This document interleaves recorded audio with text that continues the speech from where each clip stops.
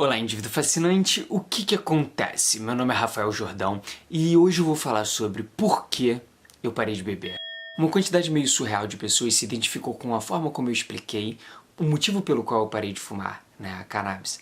E muita gente me pediu para eu falar sobre isso, para eu falar sobre a bebida, porque eu cito no início do outro vídeo, e eu nunca falei explicitamente sobre isso, eu nunca gravei um vídeo explicitamente sobre isso. Então, o que eu quero dizer primeiramente novamente, eu não tô falando pra você parar de beber. Eu só tô compartilhando uma experiência pessoal, né? Diferente das pessoas que só veem 1,2% do vídeo e falam: ah, beber, se você não beber, se você não fumar, você sabia que você vai morrer de qualquer jeito? Aham. Eu só não quero morrer agonizando. Então, porque o meu corpo, e aí esse entra o motivo principal, o meu corpo virou pra mim e falou: cara, esquece.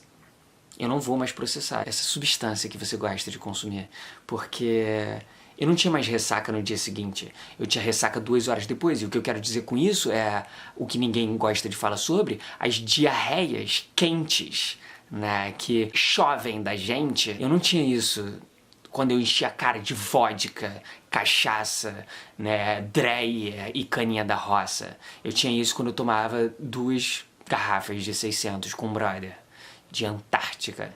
Então, não era mais necessário uma quantidade surreal de álcool para o meu organismo ficar na merda. Eu precisava de uma quantidade ínfima. As pessoas bebem final de semana para relaxar, descontrair, trocar uma ideia e tal, sair da rotina.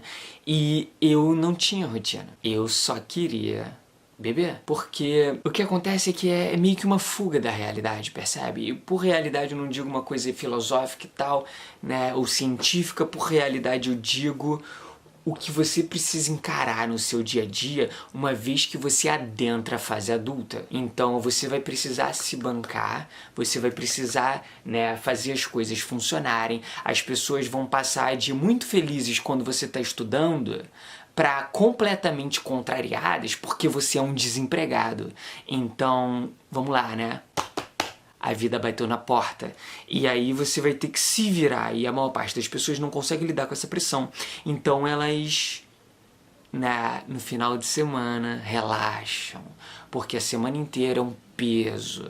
Isso não é todo mundo, nem todo mundo vai se identificar com essa descrição, mas para muita gente é assim. E eu particularmente, simplesmente não via significado em trabalhar. Para mim, trabalho era como a definição original, tortura. A época que eu mais bebia foi 2012 e 2013. Eu comecei a beber com 15 anos, eu parei de beber quando eu comecei a fumar mais frequentemente, que foi... Eu comecei em 2007, 2008, eu parei em 2015, mais ou menos, né? Então bota aí 7, 8 anos bebendo. E foi um período de completa... Eu fiz o que eu queria fazer dentre as opções que eu achava que tinha, né? Então eu basicamente fiz o contrário do que as pessoas queriam que eu fizesse. E como eu não via qualquer possibilidade de encarar a vida como estava sendo mostrada para mim de uma forma que eu me sentisse bem, eu fazia a única coisa que eu me sentia bem, que era encontrar com amigos meus e beber. Principalmente com um amigo meu, e beber durante um tempo, né? Então, conforme a minha perspectiva foi mudando sobre a vida, eu fui encontrando outras formas de me sentir bem, e não apenas isso. Era meio que uma forma de suportar estar vivo. E eu percebi posteriormente que, principalmente depois que eu comecei a fumar, que eu conseguia me sentir de uma forma que eu nunca tinha me sentido antes, né? E que era possível eu conseguir me sentir bem, né, nessa existência sem a necessidade de álcool na minha corrente sanguínea. E para vocês terem um pouquinho de noção, vou te dar 2 exemplos, né, 2 fatos assim, né? Eu queria Eu era meio fascinado por cerveja especificamente, nunca gostei muito de destilado, mas principalmente a Antártica original, né? Eu bebia basicamente só a Antártica, e a Antártica original era meio que tipo uma coisa, uau, era a parada pra mim. Então, eu queria tatuar o rótulo da Antártica original na minha batata da perna, e se eu não me engano, eu até hoje talvez ainda saiba os ingredientes. Era água, malte, cereais não maltados, carboidratos e lúpulo. Eu acho que depois de um tempo eles tiraram um desses ingredientes do rótulo, mas enfim, antigamente, se eu não me engano, era assim. Uma outra coisa que aconteceu foi que a minha família, um passarinho me contou, queria inclusive num período, fazer tipo uma intervenção e meio que me internassem por causa do quanto que eu bebia. Então, tipo, meu avô chegou a ligar, meu avô me chamava pra tomar uma serva, né, na época que eu fiquei lá em Angra dos Reis, fiquei lá uns 3 meses. Ele me chamava pra tomar uma serva, eu bebia mais que ele, e aí ele ligava preocupado pra minha família falando que eu tava bebendo demais. Então, esse era o nível da parada. E outra coisa, né, a bebida, ela é quase que estimulada socialmente. Seja pelos seus amigos, seja por essa coisa desse rito de passagem, de encher a cara, de dar um PT, de ficar bêbado, de vomitar, lá. E Carnaval, Rio de Janeiro, tu vê um monte de gente enchendo a cara, felizes, mas aí você esquece que aqueles bares extremamente decrépitos, onde você tem um monte de velho, absurdamente, né, num formato peculiar, e num clima meio triste, assim, são essas pessoas que estavam enchendo a cara a vida inteira, né? E sem julgar moralmente os atos, o que eu percebi foi, depois de um tempo só, eu não quero isso. Eu não quero ficar assim. Durante um tempo eu queria, porque uma outra coisa que eu percebi, o meu ideal na época era o Bukowski, né? Então, foi a época que eu comecei a escrever, e foi só aí que eu comecei a vislumbrar a possibilidade de trabalhar com uma coisa que eu de fato gostasse, de ganhar dinheiro com uma coisa que eu de fato gostasse. Mas naquela época, o grande estímulo que eu tinha era algo como: você sabe que 99% dos beatniks morreram, né? E provavelmente se você tentar fazer isso não vai rolar. Então, eu queria ser um escritor. Eu até gravei um vídeo, o último vídeo que eu gravei, justamente sobre sair do armário, sobre ser um escritor. E foi uma coisa que depois de muito tempo eu consegui fazer, apenas recentemente. Mas nessa época era uma coisa meio... vou dizer, era uma coisa meio impossível. A minha intenção era, com 50 anos, tá terminando a minha vida e ter, tipo, 37 pessoas que gostavam do que eu escrevia. O cenário mudou um pouquinho, né? Em todos os sentidos. E só pra vocês terem uma noção de como eu era nessa época, isso é uma outra coisa também. O nosso corpo, né, ele é coerente com os nossos comportamentos, com as nossas práticas. Então eu era assim nessa época. Depois eu fiquei assim quando eu fumava. E depois eu, sou basicamente como eu sou agora.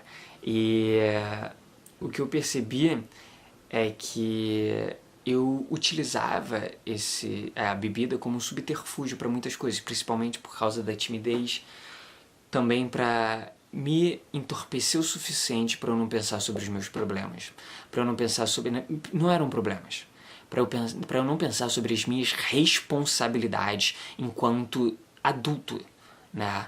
Eu não me preparei psicologicamente para adentrar a fase adulta. Eu não me preparei para ter que trabalhar 8 horas por dia com uma coisa que eu definitivamente não gostava. Então o que eu vou fazer? Eu vou ignorar isso e eu vou encontrar quem eu posso encontrar para que a gente possa beber e conversar sobre outras coisas. Só que as pessoas iam trabalhar no dia seguinte e eu arranjava outra pessoa para beber. E quando não arranjava ninguém, eu ia tomar uma serva e eu arranjava alguma desculpa. É aquela coisa, né? Sexta é sexta, você não precisa de justificativa, você bebe. Sábado é sábado, você não precisa de justificativa, você bebe. Domingo tem futebol, você bebe. Segunda, a gente pula pra falar depois. Não, segunda você bebe porque é segunda. Terça você não tem uma justificativa, mas um momento só. Quarta tem futebol, quinta é quase sexta, então você bebe. E você bebe terça pra completar a semana. Era basicamente essa forma como eu pensava. Então se eu pudesse, eu ia beber os 7 dias da semana, 30 dias no mês, 365 dias no ano. Às vezes eu não tinha dinheiro, muitas vezes eu não tinha dinheiro, mas alguém tinha. Então existiam alguns momentos ali isolados, onde eu não tinha dinheiro, ninguém tinha dinheiro, e eu não tinha nada estocado, sabe? Então era uma coisa muito louca, porque eram várias coisas que somavam pra eu continuar bebendo. E eu não vislumbrava a possibilidade de uma vida sem uma serva. Sem tomar uma breja num dia de calor. Porque eu morava em Bangu, entende? Bangu, Zona Oeste, Rio de Janeiro, Brasil. E lá é particularmente quente. Né? Então a serva é absurdamente bem-vinda. Qualquer coisa gelada é absurdamente bem-vinda, ainda mais quando você não tem ar-condicionado, o seu ventilador é um negócio que fica tac, tac, tac, tac, tac, tac. Inclusive no verão, a caixa d'água sendo no terraço, né, na laje, né, ela esquenta pra caraca. Então a água, mesmo com o chuveiro desligado, fica quente. Eu cheguei a tomar banho, eu lembro disso, porque teve uma época que eu não tinha geladeira, eu fiquei 1 ano sem geladeira, eu só tinha um freezer. E eu botava a garrafa de água no freezer, e aí eu enchia com um pouco de água, botava ela deitada e enchia só metade de gelo.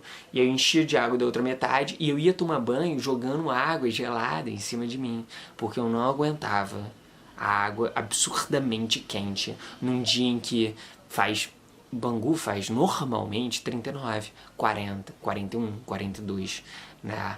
Então eu tentava dormir o máximo de dia, porque nessa época eu ganhava pensão, nos 2 anos que eu morei lá. Depois eu morei lá durante 15 anos, aí eu fui morar na casa do meu pai na freguesia, e eu voltei pra Bangu, porque eu saí da casa do meu pai, larguei o Cefetec, né, que eu fazia química, eu falei, odeio essa p***.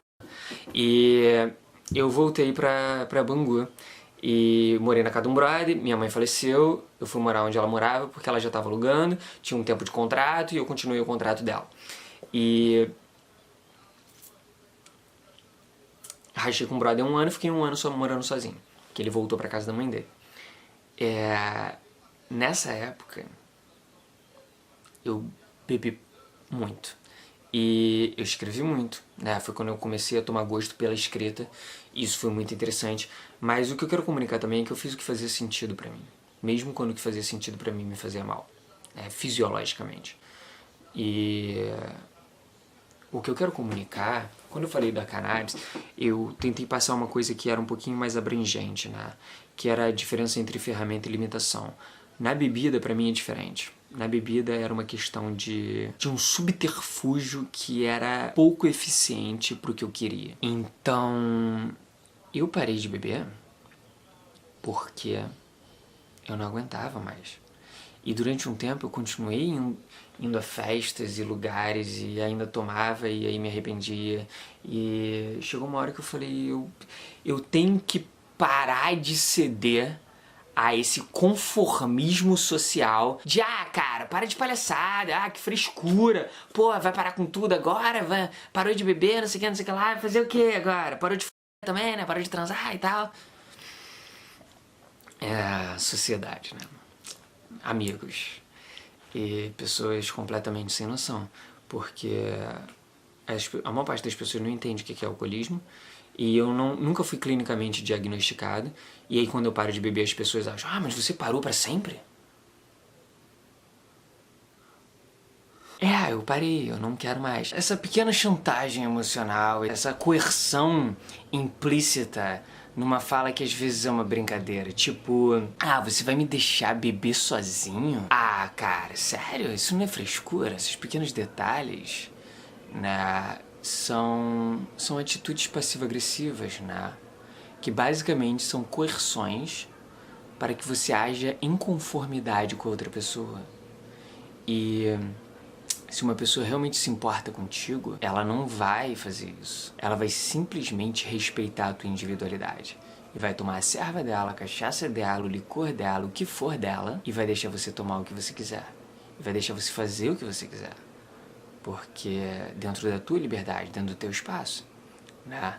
Então, É só um detalhe, às vezes, que passa despercebido se a gente não estiver atento o suficiente. Se a gente não estiver entendendo como essas coisas funcionam por baixo das frases.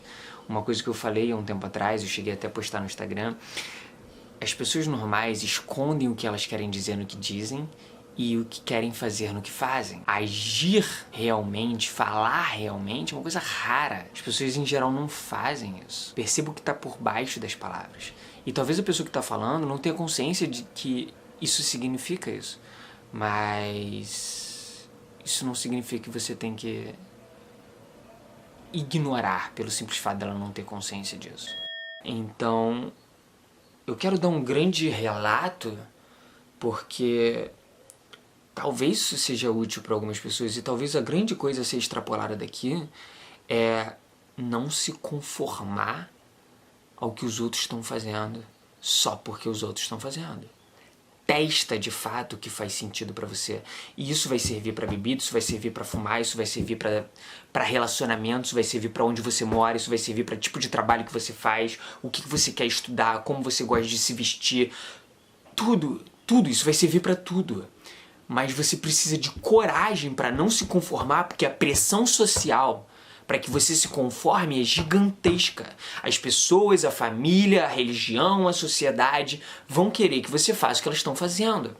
E tudo que é muito diferente causa desconforto, porque é desconhecido. E o desconhecido é desconfortável, o conhecido é quentinho, fácil de ficar, né? Mas não necessariamente vai fazer bem pra ti. Então, testa. Eu não tô falando que o que deu certo pra mim vai dar certo pra você. O que eu tô falando é, testa o que dá certo pra você. Testa realmente, né? Parar de beber o X ou Y ou Z. Testa o que faz, o que você já, talvez tenha uma pulguinha aí, tipo, talvez você já tenha parado, talvez você tenha voltado, talvez você tenha recomeçado, talvez você tenha recomeçado a parar, né? E testa o que faz sentido pra ti. Mas não ceda, né, à pressão das outras pessoas, não ceda aos comerciais, né, às propagandas. Realmente age a partir de si, não a partir dos outros. Incorpora o que faz sentido para você e explora, desbrava, né, pergunta com o corpo o que faz sentido para ti e alinha o que tu quer para tua vida com o que tu faz agora, né? Isso é uma coisa que a simples fisionomia das pessoas que beberam a vida inteira, hoje em dia, a saúde delas não me agrada. E eu vou, assim, colocar mais uma camada de background. Meu avô, por parte de mãe, morreu alcoólico. Meu avô, por parte de pai, bebeu a vida quase inteira. Já teve que parar de beber uma vez ou outra, né? Mas ainda bebe. Meu pai já teve vários problemas com isso também. E hoje tem que reduzir bebida, né? Então eu tenho um histórico na família de pessoas alcoólicas. E muita gente acha que quando você tem um avô ou um pai alcoólico, você não vai beber, porque você vai pegar ojeriza, né? Você vai ver que isso é horrível. Só que nem sempre, né? Porque isso é tão reforçado, tipo, sei lá, com 10 anos de idade, meu pai me deu espuma de cerveja, né? E, enfim, tudo isso que vem sendo enraizado no nosso inconsciente desde que a gente é pequeno, a gente vê a pessoa bebendo, a gente vê a pessoa relaxando, a gente vê a pessoa bebendo, a gente vê a pessoa rindo. Eu vejo pessoas que claramente estão com a saúde desprejudicada, e eu falo isso tipo, porque elas estão realmente com problemas de saúde clínicos, né, em função de bebida também, e tudo que elas querem fazer é tomar uma serra. O que isso quer dizer? Sério, se pergunta o que isso quer dizer. Tipo, a vida é só isso pra ti? Se não tiver cerveja, você não consegue viver? Que tipo de dependência a nossa sociedade criou em cima disso? E quem ganha com essa tua dependência? Se você não consegue passar um dia de calor sem tomar uma cerveja, será que você está escolhendo? Ou será que já escolheram por você? Então, gente, eu não quero julgar moralmente ninguém. Não é esse o meu objetivo aqui. O meu objetivo aqui é compartilhar reflexões e experiências que eu vivenciei, que é tudo que eu posso fazer, né? E talvez essa conversa interna, né? Esse monólogo, de certa forma, ou essa conversa com essa câmera, seja útil, brote alguma coisa, porque muita gente me pediu para falar sobre isso e eu dei uma grande volta, mas a essência dessa questão é o quanto do vamos tomar uma serva já levou a pessoas que talvez não necessariamente iriam por ali. O quanto dessa introdução na fase adulta foi feita a partir do álcool. O quanto desse suportar a vida é aquela coisa, né? O que você está botando entre você e o mundo? Algumas pessoas botam açúcar, outras pessoas botam religião, algumas pessoas botam álcool, outras botam qualquer outro tipo de substância. Mas se você não consegue suportar a sua vida sem um subterfúgio, será que isso é uma coisa saudável? São reflexões. E muitas delas foram úteis para mim e para a forma como eu vejo tudo que está acontecendo à minha volta hoje em dia e como eu decido, né, agir no mundo. O que eu quero extrapolar com isso, né? O que eu quero comunicar de fato, para além de simplesmente o motivo pelo qual eu parei de beber e as odisseias no inteirinho disso. É basicamente a percepção de que nós não precisamos perpetuar um padrão de comportamento simplesmente porque ele é endossado socialmente. Então, grande parte do que eu venho falando sobre tem uma subestrutura ou mesmo de forma explícita a temática da individualidade, coragem, autenticidade e fazer o que faz sentido para si, mesmo quando parece loucura para as outras pessoas. E há pouco tempo eu postei algumas coisas no Instagram que tinham isso como base. O quanto dessa nossa vida própria, na verdade, não é padrões dos outros. Comportamentos da nossa família, dos nossos ciclos de amigos. O quanto a gente realmente faz porque faz sentido pra gente e o quanto a gente faz porque a gente não quer causar conflito com os outros. O quanto a gente deixa de fazer porque a gente não quer causar conflito com os outros. O quanto a gente continua perpetuando pelo simples fato das outras pessoas, né, quererem isso. Não que elas queiram explicitamente, elas falam, faça assim, mas às vezes elas achariam estranho se você não fizesse. Elas achariam que você tá com alguma coisa, que você tá viajando, que você tá sendo radical demais. E isso às vezes limita a gente de percorrer o nosso próprio caminho. Nós tendemos a nos conformar porque nós aprendemos enquanto seres um pouco mais primitivos, né, na nossa ancestralidade, que quando você se destaca do rebanho, é mais fácil de você não sobreviver.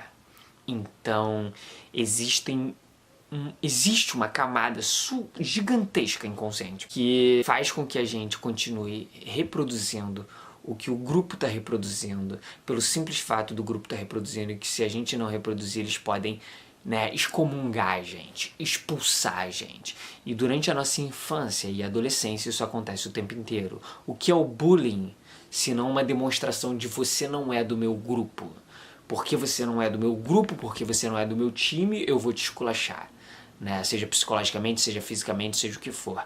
Então, muitos desses padrões de comportamento se estendem para o início da fase adulta, até porque nós temos uma adolescência hoje em dia que dura até os 30 e poucos anos, né? As pessoas não amadurecem. E eu falei sobre isso também no último vídeo, porque nós não temos ritos de passagem.